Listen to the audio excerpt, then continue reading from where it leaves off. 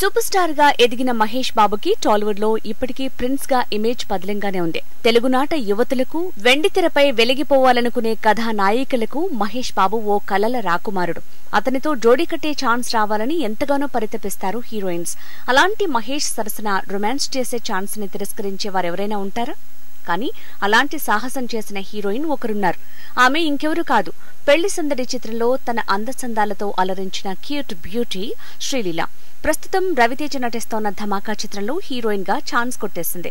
మహేష్ బాబుతో త్రివిక్రమ్ శ్రీనివాస్ ఓ భారీ ప్రాజెక్టుని ప్లాన్ చేస్తున్న విషయం తెలిసిందే.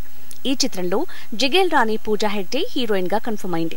ఈ మూవీలో మహేష్ కి మరదలు క్యారెక్టర్లు సెకండ్ హీరోయిన్ గా నటించమని శ్రీలీలను సంప్రదించారని తెలుస్తోంది. సూపర్ స్టార్ సరసన ఛాన్స్ కాబట్టి ష్యూర్ గా కన్ఫర్మ్ చేస్తుందని భావించారట. కానీ రిజెక్ట్ చేస్తూ అందరికీ షాక్ ఇచ్చింది ముద్దుగుమ్మ శ్రీలీల. సెకండ్ హీరోయిన్ గా నటిస్తే ఆ ఇంపాక్ట్ తన కెరీర్ పైన పడుతుందని భావించిందట శ్రీలీల. తన కెరీర్ గ్రాఫ్ పడిపోకుండా తగిన జాగ్రత్త వహించేందుకే కాంట్ బట్ సిచ్యువేషన్ లో ఈ నిర్ణయం తీసుకుందని విశ్లేషిస్తున్నారు సినీ క్రిటిక్స్.